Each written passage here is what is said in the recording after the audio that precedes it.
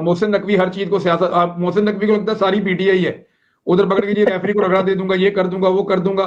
उन्होंने क्या चलो ना असत हो, उन्होंने फारिग करवा दिया इसको। स्टेज पे ये वहां नहीं पे फिर मुंह लेके बैठा हुआ था, फिर अपनी फेस सेविंग के लिए मोहसिन नकवी को और वो रमीज राजा को साथ बिठा के उनसे मशवरा करके इसने फेस सेविंग ली है। ओए तुझे क्रिकेट का, तुझे टकेगा, तुझे क्रिकेट का नहीं पता भाई। इसको तो चाहिए था ये हाथ जोड़ के कहता आसिम मुनीर साहब को कि अल्लाह दा वास्ता जे ताड़ा मेरा तलक बहुत अच्छा है, लेकिन सर जी ए मैनू पीसीबी दी क्रिकेट मेरे से वापस ले ले, ये क्रिकेट मैं नहीं संभाल सकता, पूरी कौम गालियां देती है। इनको ये कहना चाहिए था। एक बात बताऊं आपको, वो कभी नहीं कहेंगे। अगर मोहसिन नकवी साहब को ऑप्शन दिया जाए ना कि सारी कायनात छोड़ दो और पीसीबी का चेयरमैन बनना है या बाकी सारे होते छोड़ने, तो वो छोड़ देंगे, बाकी सारे छोड़ देंगे, पीसीबी नहीं छोड़ेंगे, पीसीबी नहीं छोड़ेंगे वो। अच्छा एदा पूरा बेड़ा करके ही जान के दा मतलब है मोहसिन नकवी ओ सर वजारत दाखिला कहेंगे संभालो जी राणा साहब, वजारत दाखिला में वैसे भी बहुत सी शख्सियात आके बैठ गई हैं, अब तो मोहसिन नकवी साहब तो कोई रोल नहीं रहा वजारत दाखिला में। ये तो यूनिफॉर्म वाले बंदे बैग ने आके, तो मोहसिन नकवी साहब का तो पहले भी कोई इतना खास रोल नहीं था मोहसिन नकवी साहब का। ये तो सिर्फ उनको जो एक होता है ना, कॉलेज में बच्चे जाते हैं, स्कूल में जाते हैं, मेरिट के ऊपर जाते हैं, तो कोई कोई बच्चा जो है ना वो नालायक भी आ जाता है, उससे पूछे ना तू किस तरह आया, और जी मैं गेम बेचते आया वहां तो मोहसिन नकवी साहब जो है ना वजारत में डिटाई बेस के ऊपर है कि मैं जनाब डिटाई बेस के ऊपर आया हूं, मैं बहुत ढीठ हूं, जो मर्जी तुम कर दो, मैं नहीं हिलता। सर वो टेके वाली वजारत है, उस वजारत के अंदर भी बड़ा मामलात हैं, तो वो उस जाहिर है वो गेम तो फिर उनकी है ना, वो तो दिखानी है। अच्छा इमरान भाई, इस पे थोड़ा सा एक बड़ा इंपॉर्टेंट सवाल, ये जो अभी मिशन नूर के बारे में थोड़ी सी मेरे से आने से पहले अगर गुफ्तगू हो गई है तो अगर नहीं हो रही थी, आप करें गुफ्तगू। मिशन नूर जनाब हमारे दिलों के बड़ा करीब है। उसकी वजह यह है कि पाकिस्तानियों ने एस्टेब्लिशमेंट को शिकस्त दी है मिशन नूर में, और ये पाकिस्तानियों को इसका क्रेडिट जाता है, जितनी उनको मुबारकबाद दी जाए उतनी कम है। बल्कि आज तो पता चला कि बंदे भी गिरफ्तार हो गए जिन्होंने कल अजान दी थी। अब पाकिस्तान में अजान देने पे बंदे गिरफ्तार हो रहे हैं। मुफ्ती मुनीब साहब से कोई फतवा लेके आए जाके, कोई जाके मुफ्ती तकी उस्मानी साहब का दरवाजा खटखटाए, कोई जाके इन मौलवियों को जगा के पूछे कि जनाब अजान देने बंदे गिरफ्तार हो रहे हैं, इधर तो दो कोई फतवा। नहीं, ये जो इमरान भाई अभी जो पीटीआई की लीडरशिप का और ये जो बाद में इश्यूज बने वो भी आपने देखे होंगे, इस पे आपकी क्या राय है? ये जो सर देखिए ये हर चीज के अंदर होता है, ऐसा नहीं है। और मैं अभी, मुझे थोड़ी देर पहले कोई लोग फोन करके कह रहे थे मैं इन चीजों में पढ़ता ही नहीं हूं, मेरा काम ही नहीं है। पॉलिटिकल पार्टीज के इंटरनल मामलात में जो मर्जी होता रहे, वो मेरा काम ही नहीं है। पीएमएलएन आपस में लड़ती रहे, पीटीआई आपस में लड़ती रहे, वो उनका आपस का एक है। और ये जमहूरी पॉलिटिकल पार्टीज में इख्तलाफात होते हैं।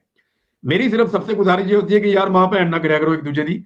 ये मैं बाकी पॉलिटिकल पार्टीज को भी कहता हूं और मैं पीटीआई को भी, सबको यही कहता हूं कि आप जो है वो कम से कम जब लड़े तो लॉजिक के ऊपर लड़ें, और जब लड़ें तो उसके बाद आप जबान का इस्तेमाल मुनासिब किया करें, बस, और तो कोई बात नहीं है। दूसरी बात यह है कि ये सारा मामला मिसलीड किया गया और ये बाय डिजाइन था। ये ऐसा नहीं है कि इनमें ज्यादा लोग वो फंस गए जिनको ज्यादा दीन का पता भी नहीं है। ये बाय डिजाइन किया गया और ये करवाया गया। मैंने एक दिन पहले देखे, ये बात पीटीआई को या आम पाकिस्तानियों को या ओवरसीज पाकिस्तानियों को उस वक्त समझ आ जानी चाहिए थी जब एक रात पहले मैंने ट्वीट करके ये बता दिया था कि इस वक्त रात के कुछ लोग जाग रहे हैं, ताकतवर लोग, एजेंसियों के लोग, और वो इसको मैनेज करने की कोशिश कर रहे हैं। तो फिर सबको अपना दिल बड़ा करना चाहिए था। जब इतने बड़े लेवल पे मैनेजमेंट चल रही होती है ना, तो छोटी छोटी चीजें हो जाती हैं। और अगर आपका इख्तिताम अच्छा हुआ है, लोगों ने उसको वेलकम किया है, तो फिर आप उसको सेलिब्रेट करें बजाय इसके कि एक दूसरे के लड़ने के। और अगला मरला आप सोचें कि अब आपने नेक्स्ट सोचा तो हुआ है पहले से ही, उसको अनाउंस कब और कैसे करना है उसके बारे में अब आगे बढ़ने की जरूरत है। बिल्कुल, वेरी राइट। अपनी सेलिब्रेशन को ना, देखें मैं एक चीज जानता हूं, अपनी सेलिब्रेशन को ना आप रोने धोने में ना जाया किया करें। जरूरत क्या, आप जीत गए हैं ना, जीत को सेलिब्रेट करें ताकि आपका कॉन्फिडेंस शो हो और आपको दोबारा जीतने का मौका मिले और आपको जीतने की आदत पड़े। अब जब आप जीत गए हैं और उसके बाद आप अपने अंदर कीड़े निकालेंगे तो फिर आप अगले मैच के लिए तैयार नहीं रहेंगे। आपको पूरा टूर्नामेंट खेलना है। अभी तो ये पहला मैच हुआ है सिर्फ। बिल्कुल, लंबी गेम है। 27 सितंबर का जलसा जलसा भी इनका आ रहा है पीटीआई का। वो तो पीटीआई का ना, देखें वो ये देखें, एक चीज आप ध्यान में रखें कि ये आम पाकिस्तानियों की एक पूरी तहरीक थी जिसमें पाकिस्तान तहरीक इंसाफ ने हिस्सा लिया है।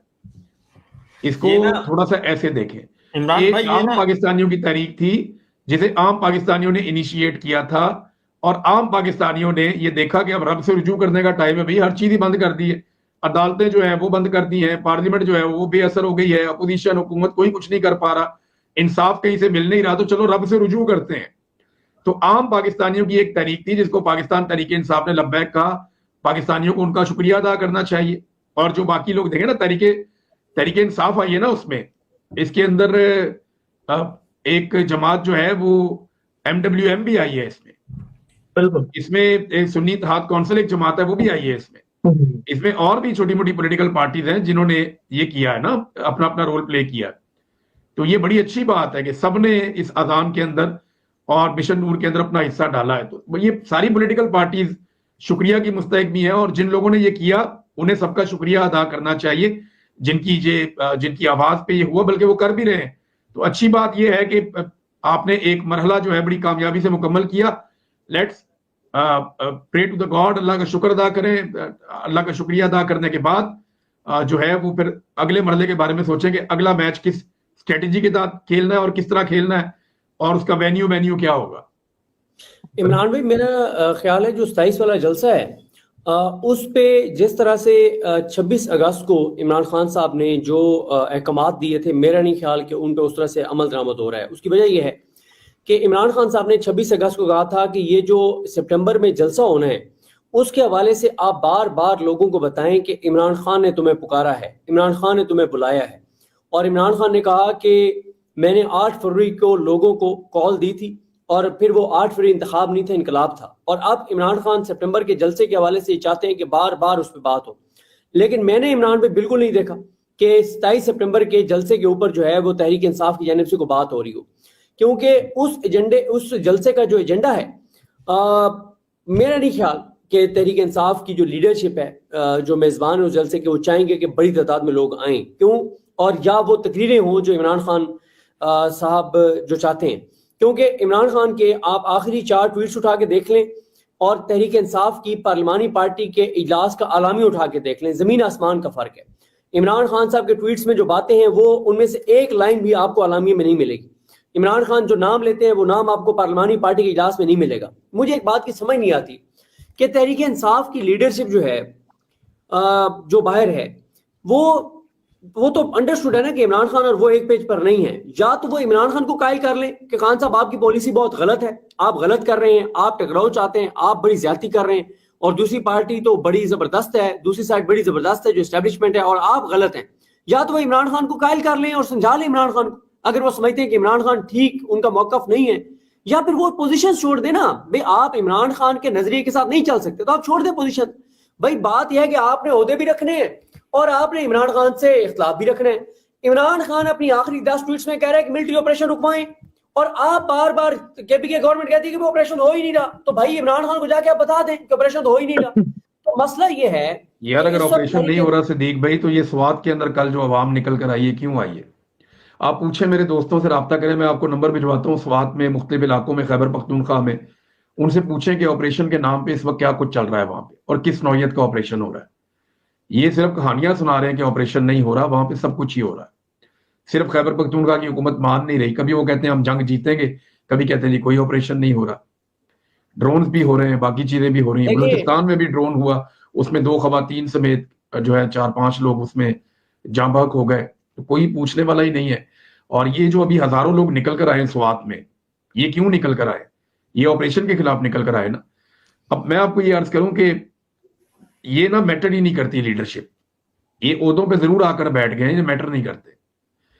राब्ता डायरेक्टली इमरान खान और पब्लिक के बीच में। ये बात सही बात है।